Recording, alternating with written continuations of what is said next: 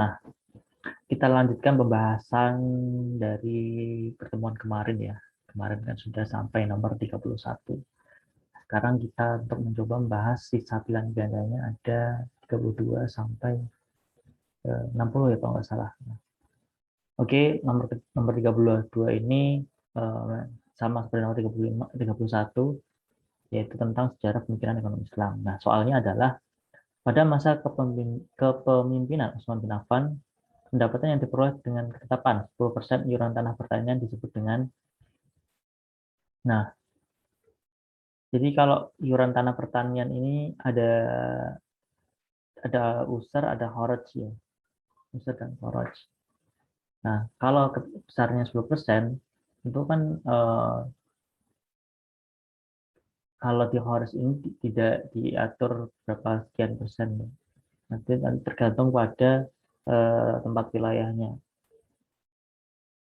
Nah, kalau di user ini itu ada berbeda-beda, ada yang 5%, ada yang 10%. Nah, 10% ini khusus user kalau misalkan si tanah pertanian tersebut itu eh, apa namanya pengairannya itu dari air hujan, tidak ada sistem irigasinya.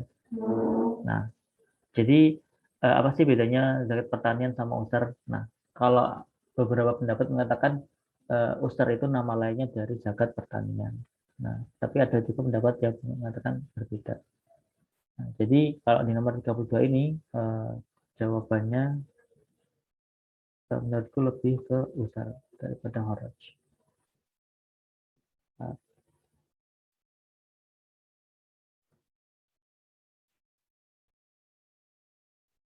nah,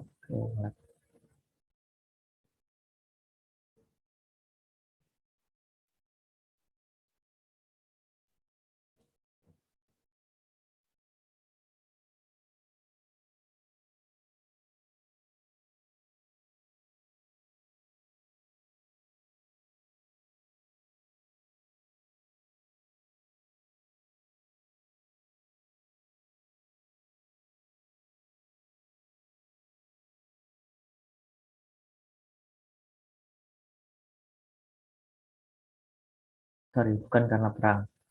Nah, jadi jawabannya lebih ke user. Lanjut ke nomor 33. Nah, volume pertama dari kitab Ibnu Khaldun yaitu, nah, jadi seperti yang kita tahu, kitab dari Ibnu Khaldun itu namanya Al-Ibar, di mana bab pertamanya atau volume pertamanya judulnya adalah Muqaddimah, di mana Muqaddimah itu kalau kita terjemahkan dalam bahasa Indonesia kan artinya pendahuluan atau pembukaan. Nah, jadi jawabannya adalah Muqaddimah. Nah, ngelek-ngelek. Nah, kalau misalkan Majmu Fatawa Syekh al-Islam ini itu kitabnya eh, Ibnu Taimiyah. Ibnu Taimiyah. Nah, kalau Al-Hizbah fil al-Islam itu juga Ibnu Taimiyah. Nah, sedangkan apa namanya Mizan al-Amal dan Ihya Ulumuddin ini juga kitabnya kok juga ini kitabnya Al-Ghazali, Imam Al-Ghazali. Nah, oke, kita lanjut ke nomor 34 ya. Nah, ini juga soalnya berkaitan dengan soal sebelumnya ya. Jadi kan volume pertama dari kitab Ibnu Khaldun yaitu, nah kalau nomor 34 ini itu isi dari kitab tersebut. Nah, sebenarnya di kitab Ibnu Khaldun ini sangat luas sekali ya. Di dalamnya mengatur di dalamnya berisikan banyak sekali pemikiran-pemikiran beliau tentang sosiologi, ekonomi, geografi. Nah, kalau di itu ekonomi sendiri itu ada beberapa pemikiran beliau. Salah satunya adalah teori distribusi optimum sama teori siklus perpajakan. Nah, kalau teori distribusi optimum itu ada dua, intinya ada dua. Yang pertama adalah jika laba terlalu rendah itu penjual tidak akan memiliki cukup modal untuk berdagang. Dan jika laba terlalu tinggi maka juga akan bangkrut penjualnya karena adanya inflasi. Karena laba terlalu tinggi, harga yang terlalu tinggi tidak ada yang beli, maka penjualnya akan bangkrut. Nah, di sisi lain jika pajak itu terlalu rendah, maka apa namanya pemerintah tidak dapat berjalan. Namun jika terlalu tinggi maka terjadi tekanan fiskal, di mana si apa namanya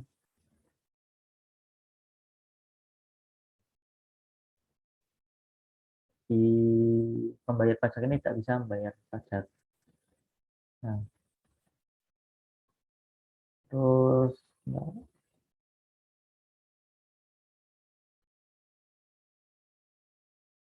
nah jadi kalau di sini jawabannya adalah di 1 sama 2. Nah, kalau 3, 4 ini teori siklus populasi. Teori siklus populasi. 4.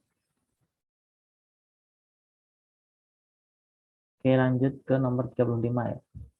Nah, di antara take off break quote ini, ekonom muslim yang berada pada fase ketiga atau fase stagnasi dalam pemikirannya dan beberapa pikirannya tertuang dalam kitab Hujatul Al-Balaghah. Nah, eh, dalam sejarah pemikiran ekonomi Islam itu dibagi pemikir-pemikirnya dibagi menjadi 3 fase. Pertama adalah fase pertama. Eh, nah, fase pertama, itu fase kedua, fase ketiga, itu dua. Nah, kalau fase pertama ini fase-fase awal, di mana pemikirannya ini lebih ke rata-rata lebih ke fikih, aturan-aturan dan sebagainya. Contohnya adalah Yahya bin Umar, kemudian ada Zaid bin Ali, Imam Abu Hanifah, Abu Yusuf, Abu Baid, dan sebagainya. Nah, kalau yang pemikiran kedua ini itu juga disebut sebagai fase kemasan, di mana di sini tidak hanya berkutat pada aturan-aturan fikih semata, juga terdapat pula pemikiran-pemikiran tentang kalau sekarang berarti kena ekonomi ya. Nah, seperti pemikirannya Al-Ghazali, kemudian pemikirannya Ibnu Taimiyah, Al-Maghrizi. Nah, kemudian selanjutnya adalah ke fase ketiga atau yang disebut sebagai fase stagnasi, di mana di sini tidak terlalu banyak pemikiran ekonomi Islam yang muncul, jadi stagnan, tidak tumbuh pemikirannya. Nah, nah, di sini kalau Al-Maghrizi ini masuk ke fase kedua. Ibnu Taimiyah juga kedua. Yahya bin Umar fase pertama, Abu Baid fase pertama. Maka jawabannya di sini yang tidak ada kan tinggal Sahwaliullah. Nah, Sahwaliullah ini Sahwaliullah ini kitab yang dikarang beliau adalah Hujatullah Al-Balaghah. Jadi jawabannya adalah 35 jawabannya adalah E. Nah, kalau Al-Maghrizi ini berbicara tentang teori inflasi ya, dan inflasi dan moneter, di mana inflasi disebabkan menurut beliau ada dua, yaitu natural inflation sama human error inflation. Nah, Ibnu Taimiyah ini itu eh,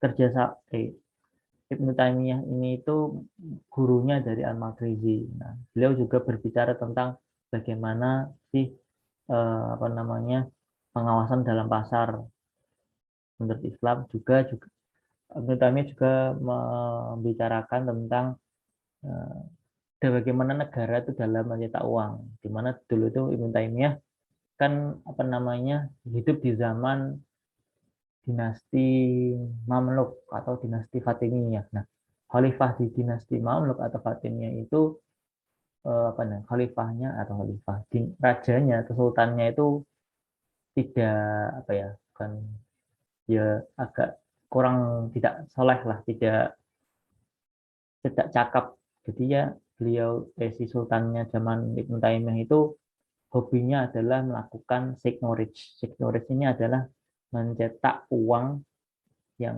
berkualitas buruk. Atau kalau zaman dulu uang berkualitas buruk itu dari tembaga ya.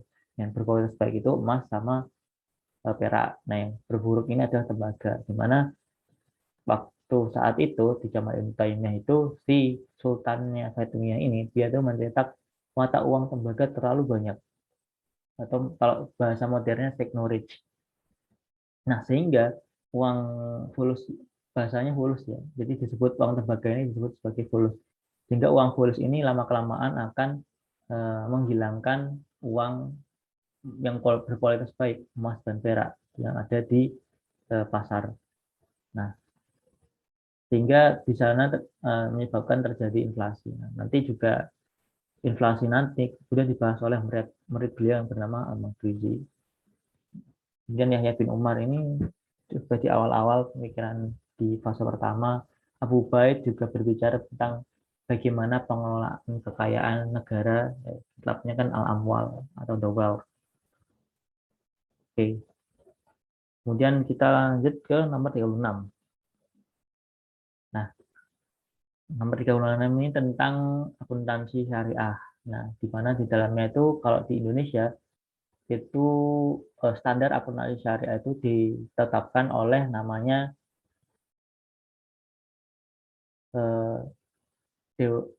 DSAKS atau Dewan Standar Akuntansi Syariah, DSAS.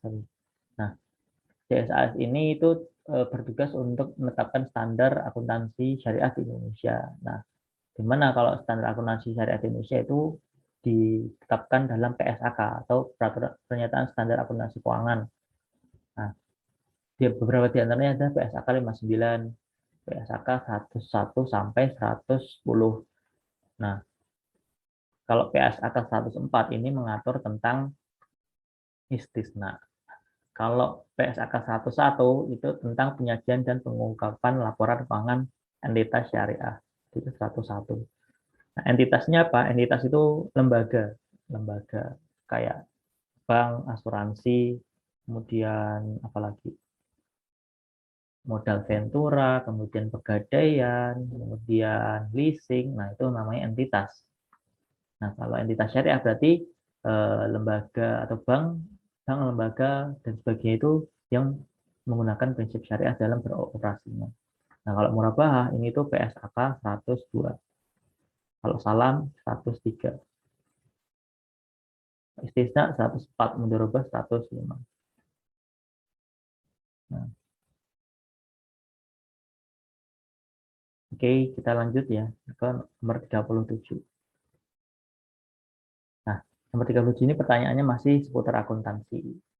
Nah, pertanyaan adalah bagian yang menunjukkan posisi atas keuangan perusahaan atau entitas bisnis pada akhir periode akuntansi yang bisa menjadi dasar dalam menghasilkan keputusan bisnis, yaitu, nah, di sini kata kuncinya adalah menunjukkan posisi atas keuangan perusahaan.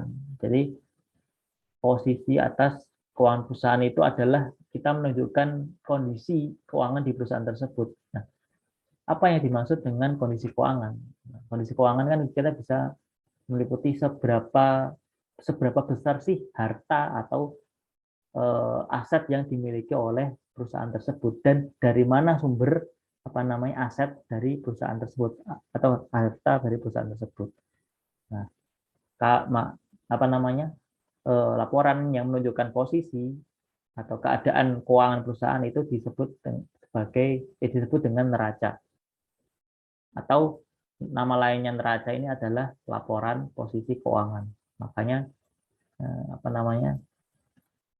disebut sebagai laporan yang menunjukkan posisi atas keadaan atau laporan yang menunjukkan posisi atau keadaan keuangan perusahaan. Laporan posisi keuangan.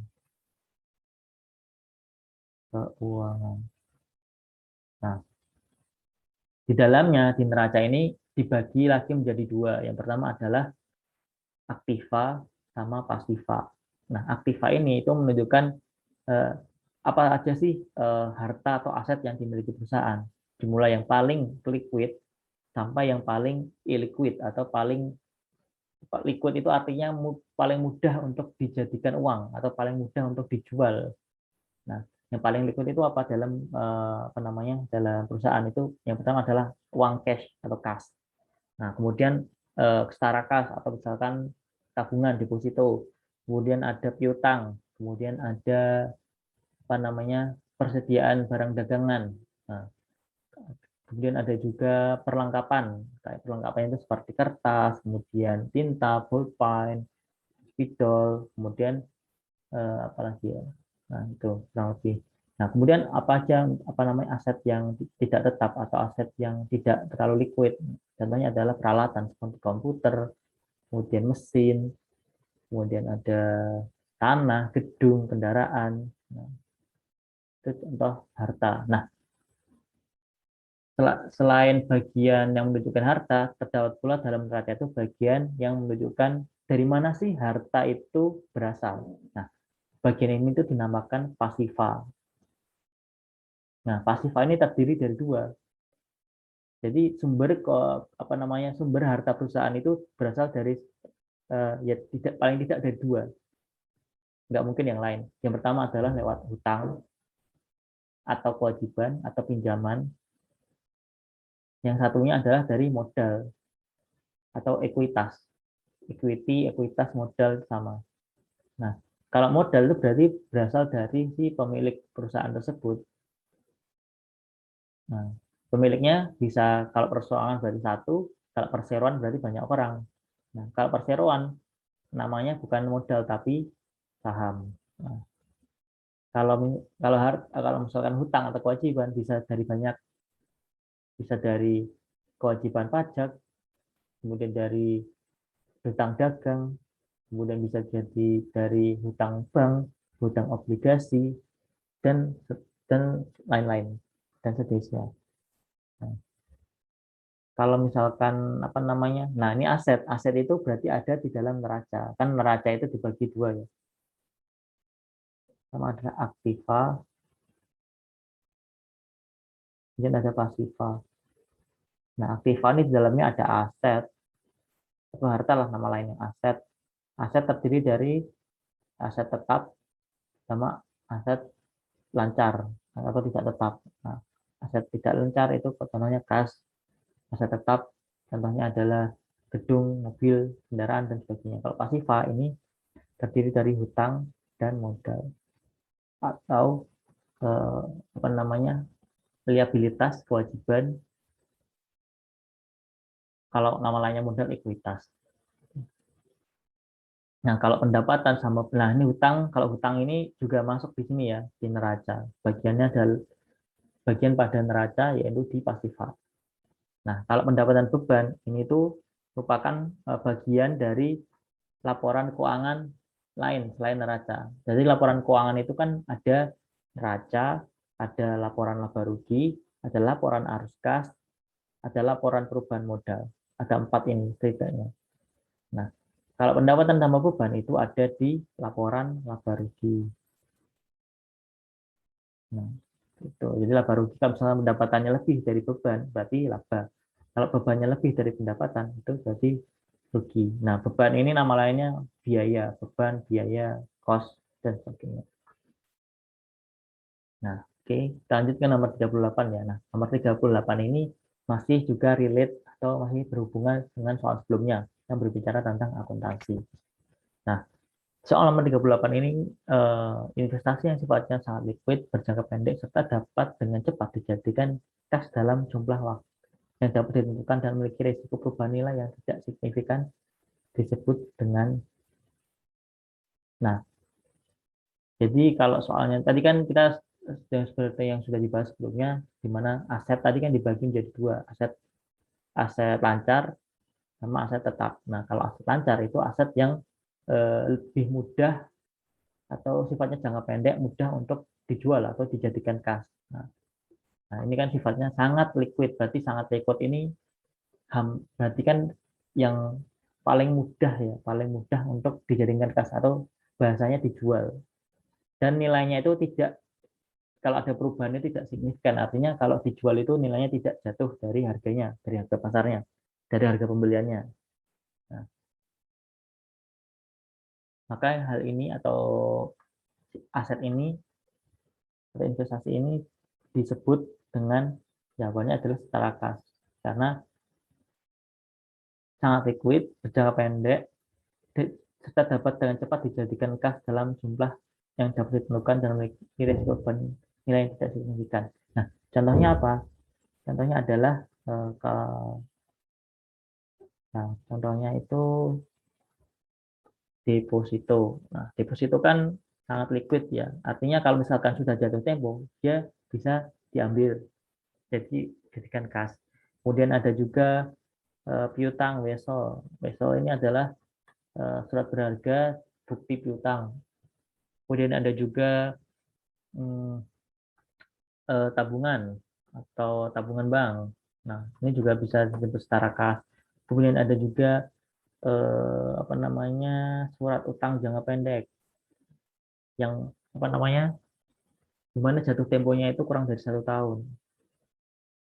Nah, seperti itu.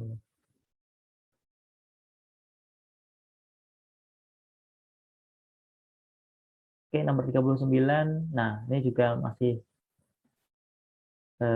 apa namanya masih terkait sama akuntansi. Di tahun 2020 soal nasib banyak juga yang akuntansi. Nah, nomor 39 ini informasi tambahan yang tidak disajikan dalam laporan keuangan, tetapi diperlukan dalam rangka penyajian secara wajar, merupakan bagian dari. Nah, tadi kan sudah dijelaskan sebelumnya, yaitu laporan keuangan itu ada 4. Yang pertama adalah neraca, laporan laba rugi, laporan perubahan ekuitas, sama laporan apa namanya arus kas. Nah, kalau dalam bank syariah itu ada tambahan satu, yaitu laporan penggunaan dana kebajikan. Nah, laporan penggunaan dana kebajikan ini apa? Jadi kan kalau di bank syariah itu selain kita apa namanya melakukan aktivitas bisnis seperti halnya perbankan pada umumnya, di bank syariah juga melakukan penghimpunan zakat, infak, sedekah. Nah, nah penggunaan atau penghimpunan dana dan penggunaan dana tersebut itu juga wajib dilaporkan oleh bank syariah dalam laporan penggunaan dana kebajikan. Nah, selain itu, dana kebajikan selain dari ZIS itu juga bisa berasal dari misalkan di bank syariah ini juga menempatkan dana di bank konvensional, di mana bank syariah mendapatkan bunga. Nah, bunga dari penempatan dana yang dilakukan bank syariah pada bank konvensional tersebut itu tidak boleh diakui sebagai pendapatan, tetapi harus disisihkan dan dicatatkan dalam dana kebajikan. Nah, selain itu juga bisa melalui denda. Nah, masalah denda ini juga masih perdebatan. Ada pendapat mengatakan boleh, ada yang mengatakan tidak. Nah, kalau dalam fatwa DSN MUI, nah fatwa DSN MUI adalah standar syariah yang dijadikan acuan dalam lembaga keuangan syariah di Indonesia. Jadi kalau ngomong syariah atau tidak itu konteksnya bukan pendapat ulama A, B, C, D, E, tapi adalah fatwa DSN MUI. Nah, kalau dalam fatwa DSN MUI itu dijelaskan bahwa denda itu boleh dikenakan bank syariah kepada nasabah bank syariah yang apa namanya telat membayar angsuran, tapi si nasabah itu sebenarnya mampu. Artinya dia itu mampu, tetapi karena dia lalai atau dia menunda-nunda kewajibannya, dia maka untuk menimbulkan efek jerah atau mendisiplinkan nasabah tersebut, bank syariah dapat mengenakan denda. Tetapi denda yang dikenakan tersebut itu tidak boleh diakui sebagai pendapatan, tetapi harus disisihkan dan dilaporkan dalam penggunaan dana dalam laporan penggunaan dana kebajikan, di mana dana kebajikan tersebut akan digunakan bank syariah untuk aktivitas sosial seperti penyaluran zakat, kemudian ada pembangunan apa namanya sumur, kemudian pembangunan sekolah dan lain sebagainya. Nah, kemudian ada lagi yang apa namanya laporan keuangan kelima istilahnya, yaitu laporan keuangan yang eh, apa namanya bentuknya itu seperti tambahan. Jadinya itu apa informasi yang ada di laporan tersebut itu diperlukan untuk supaya si pengguna laporan keuangan ini itu paham, oh bank syariah ini kenapa kok kasnya segini karena melakukan kegiatan apa aja di tanggal segini tanggal sekian. Nah, kemudian ada juga apa namanya kenapa kok penulisannya seperti ini. Nah, itu semua itu dicatatkan pada catatan atas laporan keuangan. Nah, jadi di sini biasanya kalau di perusahaan-perusahaan besar di bank syariah di sini wajib ada catatan atas laporan keuangan. Meskipun sebenarnya kan laporan keuangan cuma ini aja, 1, 2, 3 sama arus kas ya. Sama kalau bank syariah sama ini. Tapi apa namanya dalam apa namanya untuk supaya dapat dipahami oleh penggunanya dan supaya penyajiannya itu wajar, maka apa namanya ditambahkan pula catatan atas laporan keuangan. Oke, itu untuk nomor 39. Nah, sekarang ke nomor 40. Nah, nomor 40 ini juga termasuk akuntansi sebenarnya, tetapi dikaitkan dengan sejarah pemikiran ekonomi Islam. Nah, sebenarnya jika ditilik lebih kita telusuri ke belakang, itu akuntansi itu sudah ada sejak zaman eh, dinasti Abbasiyah. Dinasti ini harusnya dinasti Umayyah ya. Soalnya namanya Walid bin Abdul Malik, bukan Abbasiyah. Nah, Umayyah. Nah, di mana pada saat itu ada namanya laporan-laporan keuangan. Nah, apa nama dari laporan akuntansi atau laporan keuangan pada dinasti Umayyah pada masa Khalifah Walid? Nah, namanya adalah Al-Hikmah. Nah, di mana Al-Hikmah ini terdiri dari Jaridah An-Nafaqat, Jaridah Al-Mal, sama Jaridah Al-Musadzirin. Nah, tiga, tiga jaridah itu bahasa Indonesia jurnal. Nah, jurnal ini kemudian jadi satu namanya Al-Hikmah atau laporan keuangannya namanya Al-Hikmah. Nah, jaridah An-Nafaqat itu laporan denda kalau nggak salah. Nah, jaridah An-Nafaqat itu laporan jurnal pengeluaran. Nah, kalau kalau jaridah Al-Mal itu jurnal dana. Nah, kalau jaridah Al-Musadirin itu namanya jurnal dana sitaan. Nah, jadi jaridah An-Nafaqat tadi adalah laporan jurnal pengeluaran. Jurnal pengeluaran. Kalau jaridah Al-Mal itu jurnal dana. Jaridah Al-Musadirin adalah jurnal dana sitaan. Nah, ketiga jurnal ini tadi disatukan menjadi Al-Hikmah atau laporan keuangan pada zaman Khalifah Walid bin Abdul Malik. Oke, kita lanjut ke nomor 41. Nah, di sini sudah akuntansinya sudah habis. Kita lanjut berarti ini ke tentang mawaris atau faraid. Nah, nomor 41 soalnya adalah macam-macam ahli waris dapat digolongkan menjadi beberapa golongan yang ditinjau dari segi jenis kelaminnya dan dari segi hak atas warisannya. Nah, yang merupakan ahli waris dari segi hak atas warisannya adalah, nah, jadi kalau dari ditinjau atau kita lihat dari segi hak atas harta warisan itu dibagi menjadi tiga. Yang pertama adalah ashabul furud. Nah, ashabul furud ini apa? Ini adalah apa namanya eh, para ahli waris yang sudah ditentukan bagiannya dalam Quran, seperti katakanlah setengah, sepertiga, seperempat, itu disebut sebagai ashabul furud. Nah, kemudian asabah ini apa? Asabah ini adalah ahli waris yang tidak ditentukan besarannya. Jadi biasanya itu apa ya? Yang mendapat sisanya dari ashabul furud. Sama yang ketiga adalah zawul arham.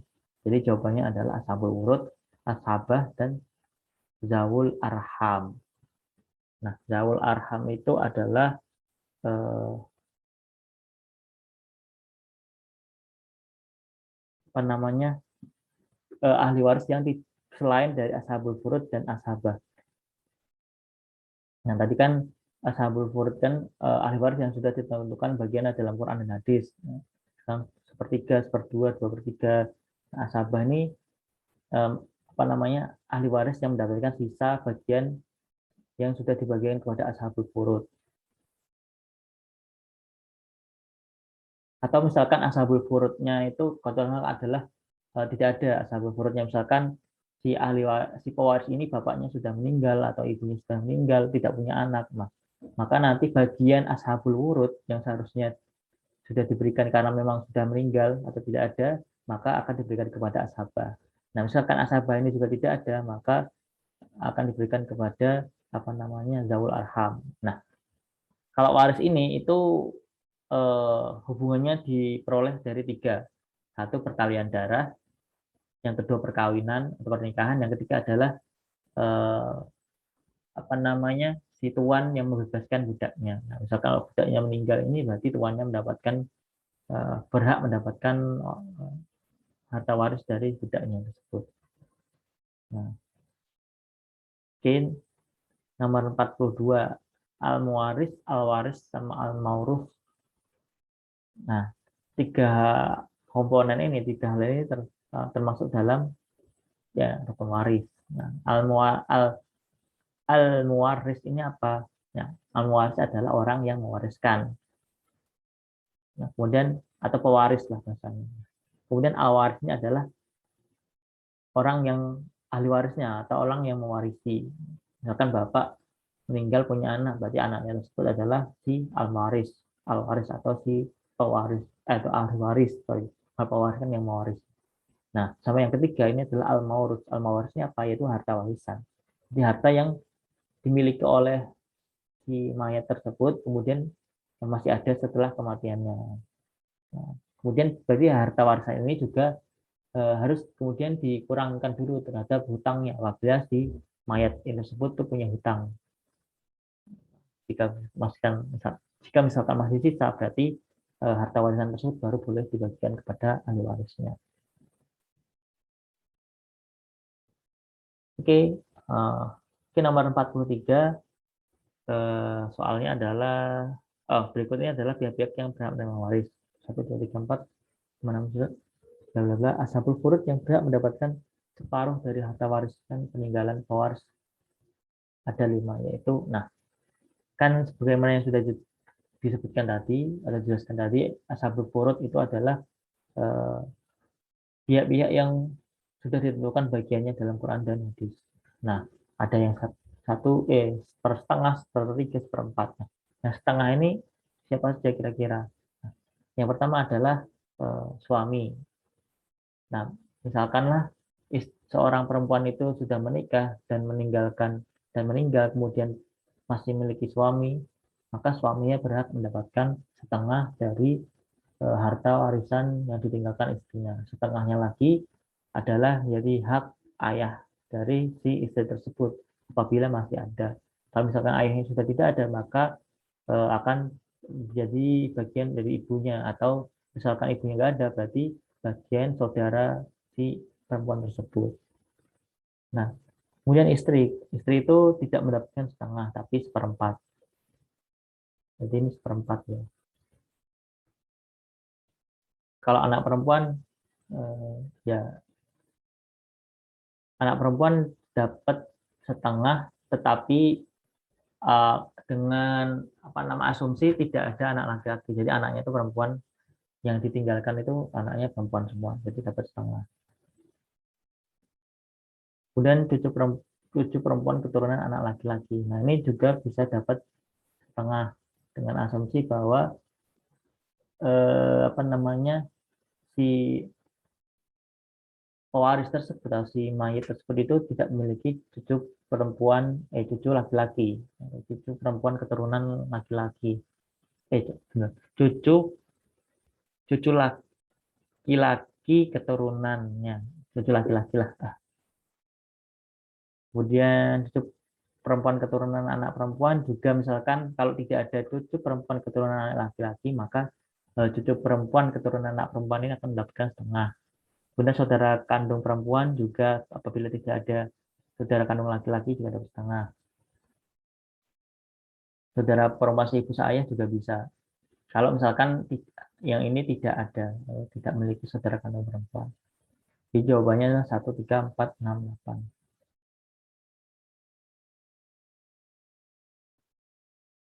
Nah, kemudian kita lanjut ke nomor 44. Masih berapa nih? Aduh, lumayan. Oke, oke, coba kita selesaikan kalau bisa. Nomor berapa? Nomor 44. Pak Burhan meninggal dunia dengan ahli waris seorang istri dan 2 anak perempuan. Pak Burhan membebaskan anaknya untuk memilih agama apa aja yang ingin mereka anut atau ingin dianutnya. Nah, kemudian Rati, salah satu anak dari Pak Burhan, memilih agama lain selain Islam. Dalam hukum pembagian waris menurut Islam, apakah nilai hak waris berapakah nilai hak waris yang dimiliki oleh Rati? Jadi apa namanya? Apa namanya? Hal-hal apa namanya? Hal-hal yang dapat menggugurkan hak waris itu ada 3. Yang pertama adalah eh, si pewaris, si ahli warisnya tersebut itu apa namanya? Itu tuh statusnya adalah hamba sahaya atau budak.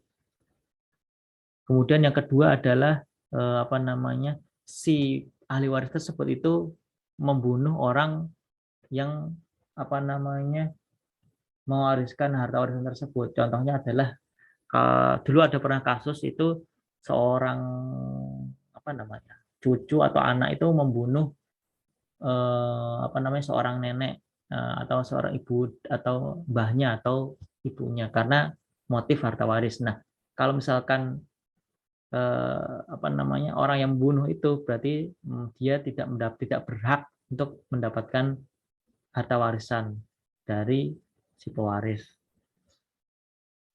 Kemudian yang terakhir adalah karena murtad atau berlainan agama dari si pewarisnya. Nah, di sini kan Ratih ini memilih agama selain Islam, maka hak waris Ratih atas harta warisan Pak Burhan ini sudah gugur. Jadi tidak berhak mendapatkan sepeser pun harta warisan dari Pak Burhan. Jadi jawabannya adalah tidak ada jawaban yang benar. Nah, oke. Nah, sekarang lanjut ke nomor 45. Nah, ini sudah selesai dari urusan waris. Nomor 45 ini tentang zakat ya. Ayat Al-Quran yang menyatakan jika fakir adalah salah satu dari 4 golongan yang disebut paling pertama sebagai penerima zakat adalah. Nah, jadi ayat-ayat zakat itu ada dalam surat At-Taubah. Yang pertama adalah surat At-Taubah ayat 103, di mana surat At-Taubah ayat 103 ini tuh berisi tentang perintah untuk memungut zakat. Jadi kan bunyikan hud min amwalikum sedekatan. Jadi perintah untuk memungut zakat. Nah, kemudian di atau ayat 60 itu dijelaskan golongan-golongan apa saja sih yang berhak untuk menerima zakat atau mustahik. Nah, di dalam atau ayat 60 itu ada 8 asnaf, di mana 4 yang paling pertama disebut adalah fakir, miskin, amil, sama satunya lagi itu apa ya? Fakir, miskin, amil, gorim apa ya? Mu'alaf, sorry, mu'alaf. Fakir, miskin.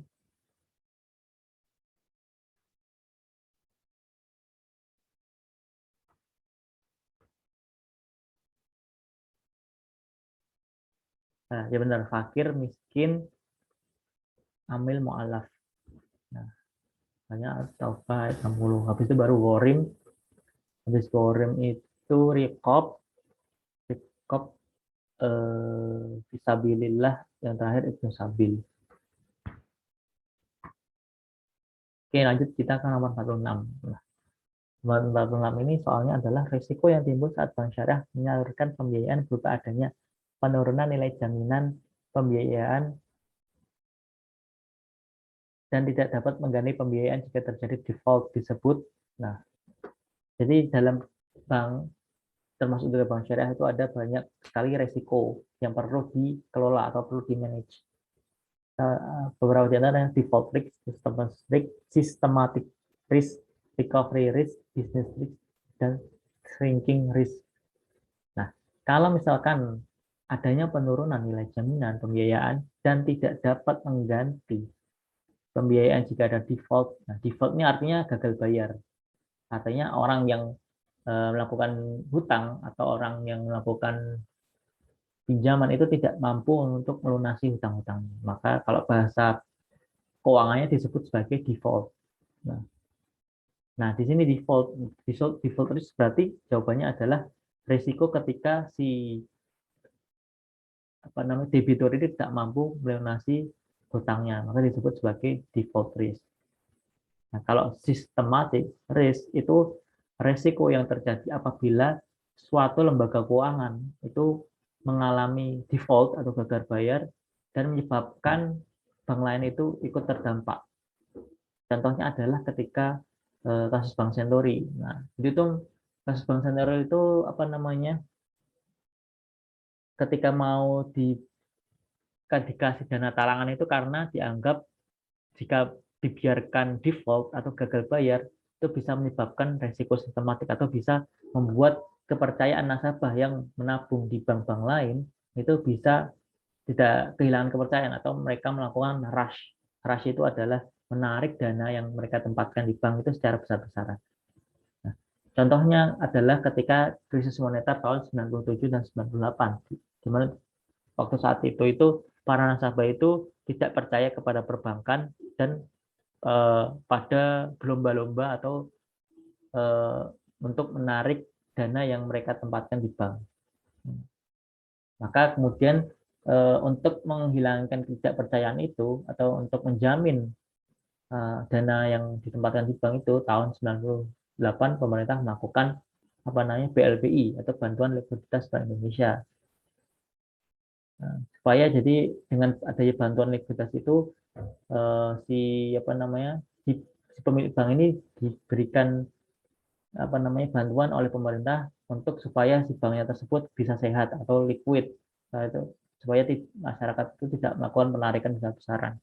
Nah, tetapi ternyata oleh si pemilik bank itu bantuan yang tadi seharusnya digunakan untuk menjamin pembiayaan tadi itu malah digunakan untuk mendanai bisnisnya sendiri sehingga disalahgunakan. Sehingga terjadi kasus korupsi, BLBI, maka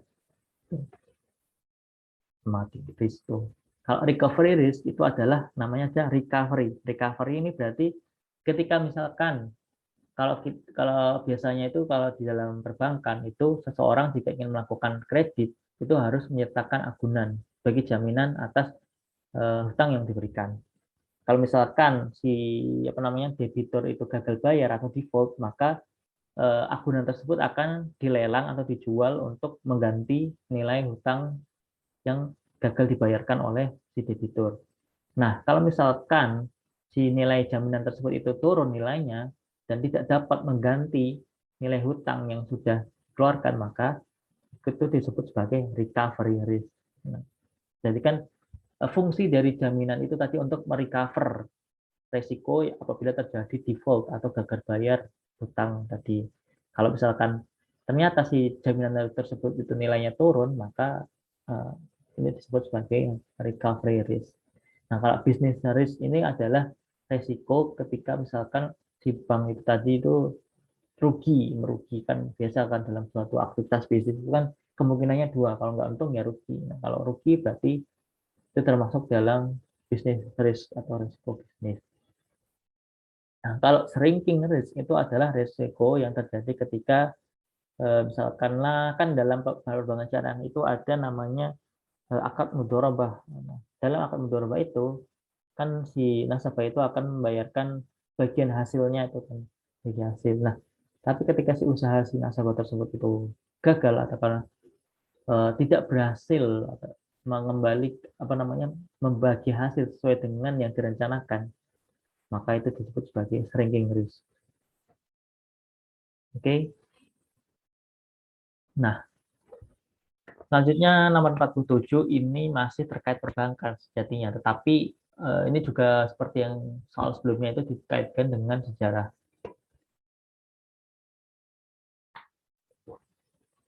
Nah, sebenarnya kan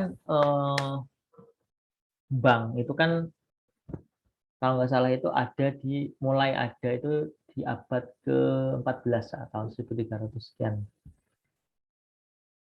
Kalau nggak salah pertama itu di Italia, namanya Banco, bank. Kan dari kata bangku, bank, apa. Nah, tetapi apa namanya ketika zaman dahulu atau zaman kemasan Islam itu praktek perbankannya itu sudah dilakukan. Artinya praktek pinjam minjam uang, kemudian bisnis, transaksi, investasi, penukar mata uang dan sebagainya itu sudah dilakukan. Tetapi namanya bukan bank. Nah, ketika di zaman Rasul itu yang melakukan praktik perbankan itu atau praktik peminjaman uang, kemudian investasi, bagi hasil, penukaran uang, kemudian ada penjaminan, penitipan, itu dilakukan oleh pribadi masing-masing. Artinya ada orang yang dipercaya untuk dititipkan uangnya, kemudian untuk bertindak sebagai investor, kemudian dan sebagainya itu atau menyelenggarakan fungsi-fungsi perbankan itu tuh diserahkan kepada pribadi-pribadi. Salah satunya adalah Rasul ketika di Mekah itu kan beliau dipercaya oleh penduduk-penduduk Mekah untuk menitipkan hartanya kepada Rasul. Nah, karena beliau kan dulu dijuluki sebagai al-amin. Nah, Rasul saat itu juga melakukan fungsi perbankan. Kan salah satunya adalah melakukan apa namanya, menjalankan fungsi untuk menjaga harta, menitipkan uang. Nah, kemudian ketika apa namanya eh, zaman mulai maju sedikit ya waktu itu, yaitu kan zaman Umayyah kemudian Abbasiyah. Nah, di Abbasiyah ini itu apa namanya terpengaruh oleh budaya atau kultur dari Persia, di mana waktu itu tuh bangsa Persia itu sangat terkenal atas kemampuannya dalam birokrasi atau dalam melakukan administrasi pemerintahan. Sebenarnya nggak hanya administrasi pemerintahan, tapi administrasi atau pengelolaan dalam segala bidang, termasuk dalam perbankan. Nah, apa namanya? Nah, apa lembaga atau pihak yang melakukan fungsi perbankan, yaitu menerima simpanan, menyalurkan dana, mengirimkan uang, pada zaman Abbasiyah itu dikenal dengan jihbis. Namanya adalah jihbis. Jadi bukan Baitul Tamwil ya. Kalau Baitul Tamwil itu kan eh, bagian dari BMT. Nah, BMT itu kan Baitul Mal wa Tamwil. Kalau zaman dulu adanya cuma Baitul Mal, bukan Baitul Tamwil. Baitul Tamwil itu istilah zaman sekarang. Baitul Mal wa Tamwil. Nah, kalau zaman dulu istilahnya bank zaman Abbasiyah itu namanya JIBIS. Nah, oke, lanjut ke nomor 48. Menurut data statistik perbankan syariah yang dicatat oleh Otoritas Jasa Keuangan, hingga Juni 2020 terdapat titik-titik BUS, titik-titik UUS, dan titik-titik BPRS. Nah, jadi bank syariah itu kalau secara jenisnya itu dibagi menjadi tiga. Yang pertama adalah Bank Umum Syariah, yang kedua adalah Unit Usaha Syariah, UUS, yang ketiga adalah BPR Syariah. BPR itu adalah Bank Pembiayaan Rakyat Syariah. Nah, bukan bank perkreditan rakyat ya, tapi bank pembiayaan. Karena kalau dalam istilah syariah itu sebenarnya istilah kredit itu kurang kurang pas, maka digunakan istilah pembiayaan rakyat syariah. Nah, BUS ini itu apa bedanya dengan US? Nah, kalau BUS ini tuh biasanya adalah secara lembaga, secara apa namanya hukum, secara formal itu berdiri sendiri. Artinya PT-nya itu sendiri, perseroan terbatasnya. Contohnya adalah apa namanya Bank Syariah Mandiri. Nah, sekarang kan Bank Syariah Indonesia. Jadi itu PT Bank Syariah Mandiri. Jadi PT Bank Syariah Mandiri itu anak usahanya dari PT Bank Mandiri Persero. Nah, kalau bedanya dengan UUS itu masih dalam satu lembaga atau masih dalam satu badan hukum. Jadi UUS itu cuman kantornya atau unit bisnisnya lah, masih satu pengelolaan, satu manajemen, tetapi ada khusus bagian yang mengenangani syariah. Nah, sementara kalau BPRS ini itu adalah bank kecil, biasanya kecil ya, bank kecil di mana modalnya itu cuma berapa ya, beberapa miliar aja sih, nggak sampai belasan, di mana BPRS ini tidak memiliki fungsi jasa keuangan, artinya dia tidak bisa melakukan lalu lintas keuangan seperti transfer, kemudian melakukan giro itu bikin punya rekening giro, kemudian melakukan valuta asing. Nah, jadi cuma terbatas pada aktivitas menghimpun dana melalui tabungan sama deposito, kemudian menyalurkan dana tersebut ke masyarakat melalui melalui pembiayaan. Nah, berapakah jumlahnya?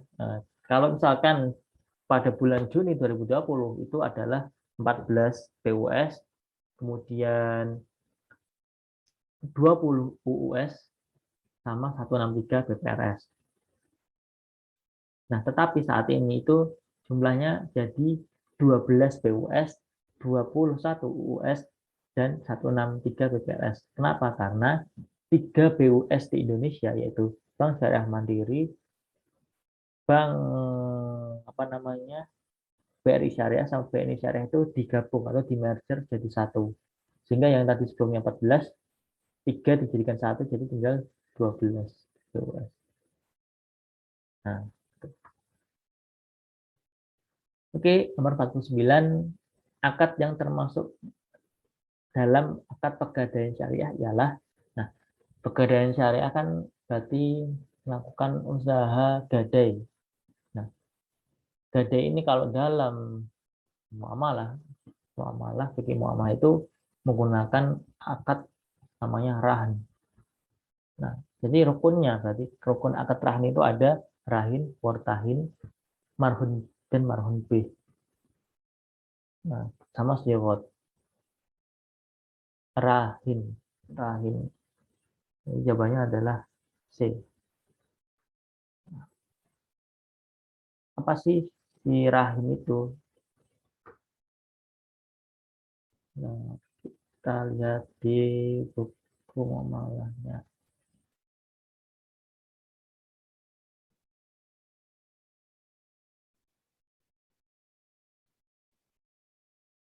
Nah, rahim itu adalah bahasa Indonesia adalah penggadaian barang. Itu barang yang digadaikan. Kemudian murtahin adalah orang atau pihak yang menerima barang gadaian tersebut. Berarti pihak yang menerima barang gadaian dan memberikan pinjaman uang. Jadi kalau marhun bih itu adalah terahin tadi adalah orang yang menggadaikan barang atau orang yang meminjam uang. Kan kalau sistemnya gadai itu kan kita menggadaikan barang supaya dapat pinjaman uang kan. Nah, jadi orang yang menggadaikan barang dan menerima pinjaman uang disebut sebagai rahin. Sementara orang yang menerima barang gadaian dan memberikan uang pinjaman adalah murtahin. Nah, barang atau barang yang digadaikan tersebut itu disebut sebagai marhun bih. Nah, kemudian uang yang diberikan tadi itu disebut sebagai almarhun. Dan yang terakhir disebut tadi adalah ijab kabul atau kesepakatan. Gitu. Nah, oke. Nomor 50 ini pengetahuan umum tentang perbankan syariah. Berikut contoh bank konvensional yang memiliki unit usaha syariah hingga tahun 2020, kecuali berarti yang bukan. Nah, kalau Bank MyBank Indonesia itu punya unit usaha syariah. Jadi MyBank ini dulu sebelum 2021 itu ada 3 bank MyBank. Pertama adalah MyBank konvensional sama MyBank syariah BUS atau yang terpisah.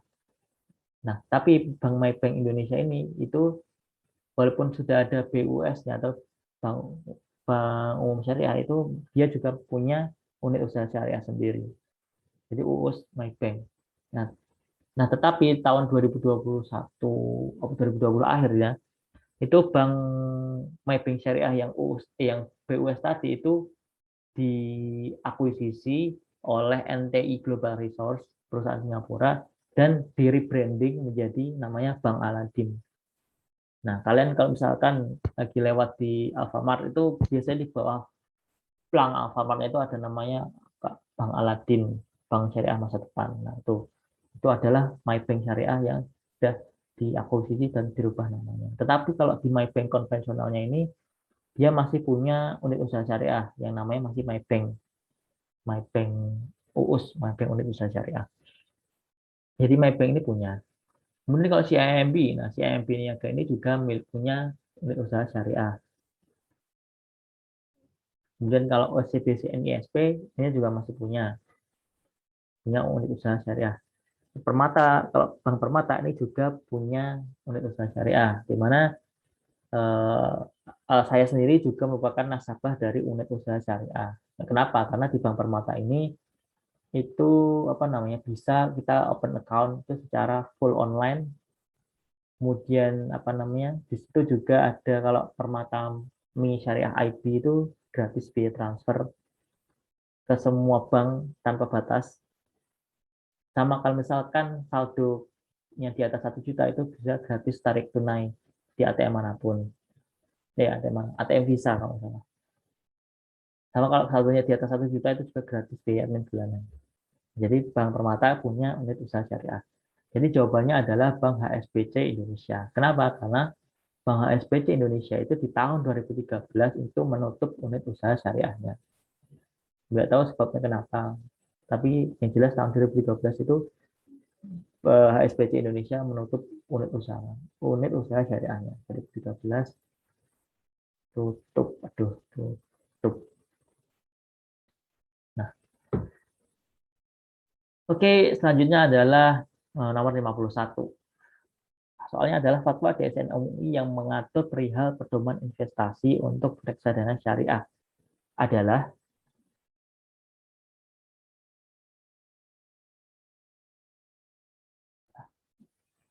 di jawabannya itu kalau nggak salah B. Soalnya kalau di pasar modal itu ada 3 fatwa utama yang mengatur tentang pedoman investasi di dalam pasar modal, yaitu fatwa nomor 20, 40, sama 80. 20 itu tentang reksadana, 40 itu tentang apa namanya, aku lupa sih, pengelolaan ya, prinsip dasar pasar modal kalau nggak salah, sama 80. Nah, tapi kemudian ada juga fatwa yang baru itu tentang apa namanya clearing dalam pasar modal syariah dan sebagainya. Nah, kalau misalkan kalian itu bisa dicek di kitab Sakti Syah Angga yang sudah aku share di grup WhatsApp tadi. Nah, itu di halaman-halaman terakhirnya itu ada apa namanya tentang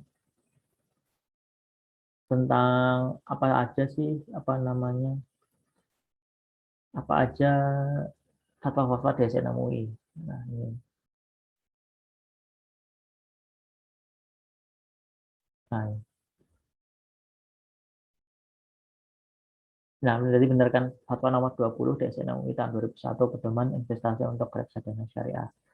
Kemudian kalau pasar modal itu 20, 80, 20, 40, 80. 40 ini tentang pasar modal dan penerapan syariah di bidang pasar modal. Kemudian fatwa nomor 80 itu tentang apa namanya penerapan prinsip syariah dalam mekanisme perdagangan efek bersifat ekuitas di pasar reguler bursa efek.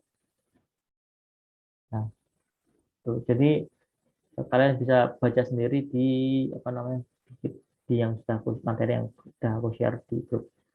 Biasanya kadang 1-2 soal itu keluar untuk fatwa-fatwa ini, soalnya khas Nasdaq. Oke, nomor 52, IDB Islamic Development Bank adalah sebuah lembaga perbankan internasional yang didirikan oleh organisasi induknya, yaitu Organisasi Konferensi Islam pada tahun 1975 di Jeddah, Arab Saudi. Saat ini IDB dipimpin oleh, nah berarti per 2020 itu kalau nggak salah itu dipimpin oleh namanya HE Dr. Bandar Hajar. HE itu adalah His Excellency. Biasanya HE itu kalau menteri-menteri itu namanya di gelarnya adalah His Excellency atau Her Excellency Dr. Bandar Hajar. Kalau sekarang nggak tahu sudah ganti atau belum. Jadi jawabannya adalah His Excellency Dr. Bandar Hajar. Oke, lanjut ke nomor 53. Oh ya, jadi kadang kalau nasik itu soal pengetahuan pengetahuan umumnya juga tentang si apa ya, ketua-ketua, si direktur-direktur dari lembaga-lembaga eh, syariah, di bisa AOIB, bisa IDB, bisa BI, OJK, KNEKS, kemudian bank-bank juga kadang keluar. Nah, nomor 53 ini siklus dalam perekonomian mencerminkan fluktuasi hedonisti dalam kehidupan masyarakat. Siklus ekonomi memiliki beberapa variasi. Di antaranya adalah menurut durasi atau waktu. Kecuali, nah, jadi oke, kita bahas satu-satu ya. Kalau kitchen kitchen cycle ini adalah siklus bisnis yang dikemukakan oleh eh, Pak Kitchen. Nah, namanya Pak Kitchen. Nah, biasanya siklus kitchen ini tuh terjadi eh, iya, kitchen, kitchen itu setiap 40 bulan. 40 bulan itu berarti berapa tahun? 3 tahunan ya berarti. Tiga, 3 tahun, hampir 4 tahun. Nah, jadi ini kitchen ini setiap 40 bulan. 40, aduh, pilihan sana, 40 bulan. Nah, kalau kalau siklus jangka menengah itu tuh sekitar 7 sampai 11 tahun. Nah, nama lainnya siklus jangka menengah ini adalah jubilar cycle. Karena yang mengemukakan siklus bisnis selama 7 sampai 11 tahun itu atau jangka menengah itu namanya Pak Jubler, dinamakan Jubler cycle. Sama kalau siklus jangka panjang itu tuh sekitar 48 sampai 60 tahun. Siklus perekonomian 40 sampai 80 tahun. Nah, kalau cicin berarti kan jangka pendek. Kalau jangka menengah itu juglar 7 sampai 11 tahun. Kalau jangka panjang itu 48 sampai 60 tahun. Oke, jadi jawabannya adalah kecuali Nikolai. Nah, kalau Nikolai aku nggak tahu. Ini memang jawaban ngawur dari sebuah soal atau gimana nggak tahu. Jadi jawabannya adalah kecuali Nikolai Sato. Oke, nomor 54, tren teori pertumbuhan ekonomi telah berubah. Mengacu pada teori pertumbuhan ekonomi endogen, ekonom pencetus teori tersebut adalah jadi teori ekonomi itu ada teori pembangunan ekonomi kan ada teori yang pertama itu menurut Adam Smith ya, kemudian dilanjutkan sama David Ricardo. Kemudian ada teori Robert Malthus, kemudian teori Keynes, Keynesian, kemudian dilanjutkan dengan neo neoklasik, neoklasik. Kemudian ada juga neo Keynes. Nah, sama yang terakhir ini adalah yang paling sering dibahas adalah teori pertumbuhan ekonomi endogen. Nah, ekonom pencetus teori tersebut adalah seorang ekonom yang namanya Paul Romer. Nah, Paul Romer ini dulu adalah kerja di World Bank, Chief of apa gitu, World Bank. Kemudian beliau juga merupakan profesor di New York University. Nah, salah satu yang, nah beliau ini juga merupakan apa namanya peraih medali Nobel, peraih penghargaan Nobel Ekonomi tahun 2018. Peraih Nobel Ekonomi 2018 bersama William Nordhaus. Ya, tentang teori pertumbuhan ekonomi endogen. Nah, kalau Amartya Sen itu kalau nggak salah peraih Nobel tahun 2000-an, 2000. Kalau Krugman juga peraih Nobel Ekonomi. Nah, kalau Robert Lucas ini kalau nggak salah adalah si pembimbing disertasinya Paul Romer. Jadi disertasi itu adalah skripsi buat S3. Eh, iya. Tapi kalau di luar negeri itu biasanya disertasi itu buat S2, tesis itu buat S3. Tapi kalau di Indonesia itu tesis buat S2, disertasi buat S3. Oke, lanjut ke nomor 55. 55. Kegiatan usaha pariwisata halal tidak dapat disamakan dengan kegiatan usaha pariwisata pada umumnya atau non, karena harus diintegrasikan dengan konsep dan nilai syariah yang sesuai baik di bidang fasilitas dan pelayanan pariwisata tersebut. Maka pada tahun 2016, DSN MUI itu mengeluarkan fatwa yang mengatur mengenai standar peraturan yang terkait dengan spa, hotel, sauna, massage, objek wisata juga termasuk biro perjalanan itu harus sesuai dengan ketentuan pariwisata halal. Nah, fatwa tersebut itu tercatat dalam. Nah, jadi jawabannya adalah fatwa nomor 108. Nah, SNMUI garis miring 10 tahun 2016. Nah, kalau misalkan fatwa nomor 107 itu tentang rumah sakit yang sesuai dengan syariah. Rumah sakit. Kalau misalkan tahun nomor 109 itu tentang fasilitas likuiditas FLJP jangka pendek syariah. Nah, ini biasanya apa namanya? Kalau di bank-bank itu kan kadang dananya itu kan apa ya ditempatkan misalkan disalurkan pembiayaan untuk jangka waktu yang 5 tahun, sekian tahun, kemudian juga ditempatkan di bank lain. Nah, tapi ada kadangkala bank syariah itu kan juga harus siap suatu saat ketika si nasabahnya itu menarik dananya suatu waktu. Nah, jadi untuk apa namanya mengatasi masalah misalkan ada apa namanya ada nasabah yang ingin menarik jangka apa namanya menarik dananya di bank itu suatu waktu, sementara si uangnya itu sudah dipakai untuk apa namanya disalurkan ke pembiayaan yang jangka waktunya lama, kemudian disalurkan kemana ke sana kemari sehingga dananya itu belum ada dalam jangka pendek, maka ada yang namanya fasilitas likuiditas jangka pendek syariah. Nah, bagaimana pengaturannya? Nah, itu diatur dalam fatwa nomor 109. Kalau fatwa nomor 118 ini tuh apa namanya mengatur tentang penjaminan simpanan. Penjaminan. Nah, kalau nomor 119 ini mengatur tentang pembiayaan ultramikro. Ultramikro. Jadi kalau pembiayaan itu skalanya ada, kalau yang paling atas itu corporate ya, bisnis. Biasanya itu nilainya miliaran, nah, setidaknya. Kemudian ada juga namanya usaha untuk pembiayaan untuk usaha menengah, nah itu antara ratusan juta sampai miliaran. Kemudian ada juga pembiayaan untuk usaha kecil.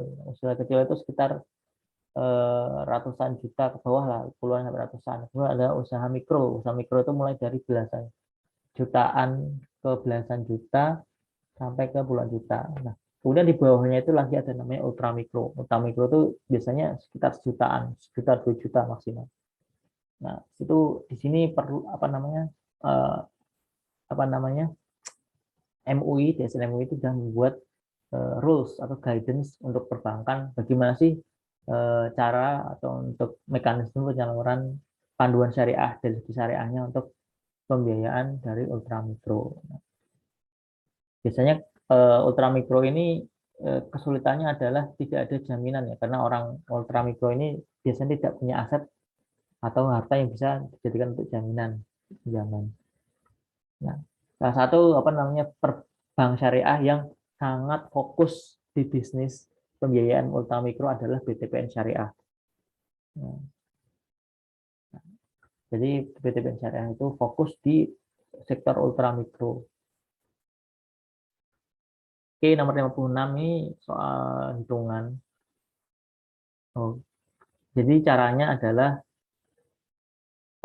di sini saat pandemi COVID-19 Ibu Maya berencana akan membuka usaha pakaian muslim di Australia. Ia membutuhkan uang sebanyak 5.900 dolar Australia untuk modal usahanya. Berapa rupiah yang harus ia siapkan jika ia mempunyai tabungan senilai 1.970? Jadi ini caranya adalah kita ubah 5.900 ini menjadi rupiah. Kemudian kita juga ubah 1.970-nya ini jadi rupiah. Baru kemudian si hasil konversi 5.900 ini dikurangi dengan 1.970. Hasil konversi dari 1.970. Nah, caranya adalah, oh ya, ini kalau misalkan kalian ini menukarkan kurs, nah, apa informasi kurs beli dan kurs jual ini itu tuh dituliskan dengan perspektif dari bank atau dari si penukar tersebut, si money changer-nya. Nah, berarti kalau misalkan kalian ingin apa namanya dari uang kalian rupiah ingin membeli dolar, maka yang kalian gunakan adalah kurs jual karena kalian membeli dolar dari bank, bank menjual dolar ke kalian. Nah, kalau misalkan kalian punya uang asing atau falas, katakanlah dolar, kemudian ingin menukarkannya ke rupiah, maka yang digunakan adalah kurs beli. Karena bank akan membeli falas dari kalian. Jadi paham ya? Nah, bagaimana perhitungannya? Tadi aku udah nyiapin Excel-nya sih. Tadi mana ya? Excel, aku buka dulu Excel-nya. Excel.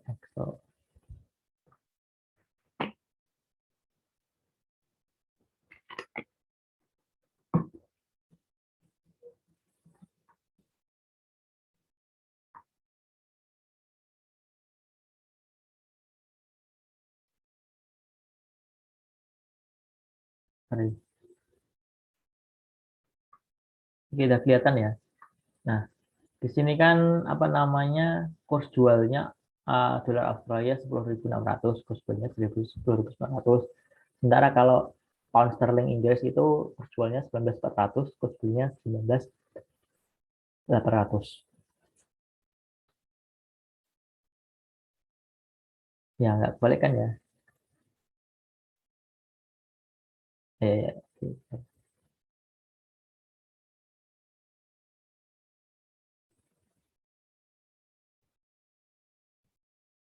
salah kebalik. Ini kurs beli, ini kurs jual, kan? Biasanya kurs jual itu nilainya lebih tinggi daripada kurs beli. Nah, jadi kan ini kita butuh apa namanya 5.900 dolar Australia. Nah, caranya adalah kita cari tahu kurs apa namanya kita butuh dolar Australia. Berarti kita kita berarti kan kita butuh beli dolar Australia ya.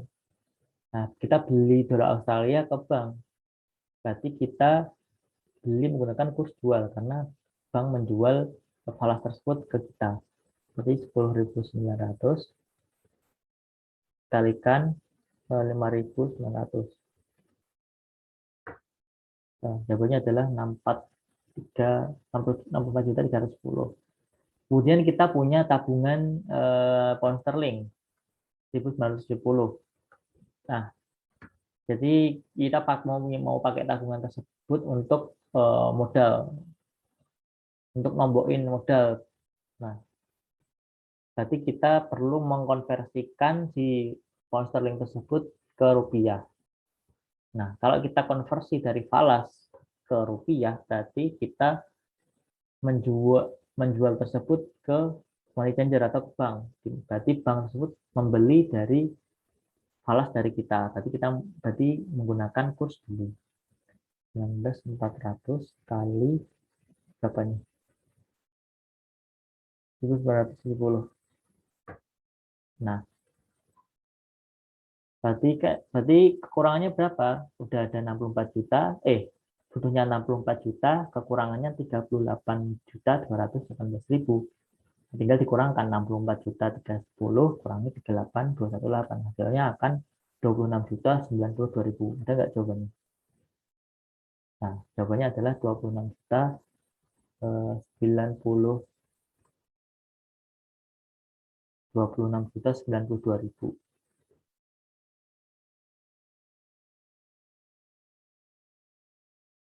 Oke. Nah, kita lanjut ke nomor 57. Dari contoh kebijakan tersebut yang termasuk kebijakan fiskal menghadapi dampak COVID-19 di Indonesia adalah pertama, Presiden RI menginstruksikan seluruh pimpinan daerah mempercepat refocusing kegiatan, realokasi anggaran, dan pengadaan barang jasa penanganan COVID. Nah, ini juga bisa kebijakan fiskal. Yang kedua adalah melarang kegiatan yang cenderung melakukan pengumpulan massa. Kan? Berikan stimulus pajak untuk karyawan dan dunia usaha berupa penangguhan PPh karyawan oleh pemerintah. Bisa. Dan yang keempat adalah pembebasan pajak penghasilan dari kegiatan impor. Bisa. Yang kelima adalah menyarankan penutupan sekolah dan perkantoran. Bukan ya, bukan fiskal. Dan yang keenam adalah pemberian insentif PPN bagi yang terdampak COVID-19. Nah, Jadi bisa 1, 3, 4, 6. Dari ini 2 enggak, 5 enggak, 4, 5, 6. 5 enggak. Di antara 1, 3, 4 sama 3, 4, 6. Nah, kira-kira yang mana nih? Nah, 1, 3, 3.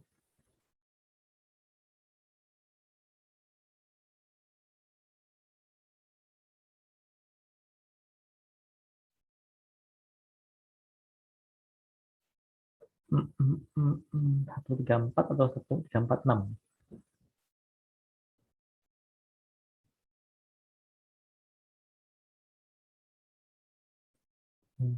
Dan PPN bagian terdampak COVID memberikan stimulus pajak untuk karyawan dan dunia usaha berhutang dengan karyawan oleh pemerintah.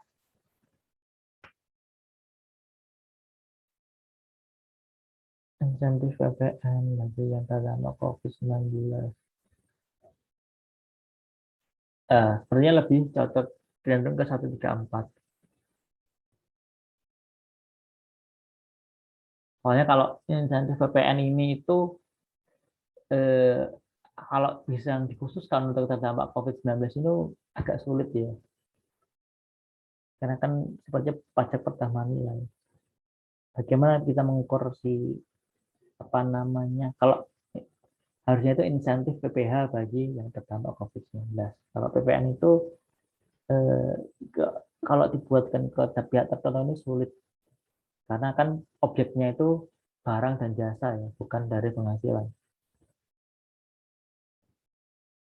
Oke, jadi jawabannya 1, 3, 4.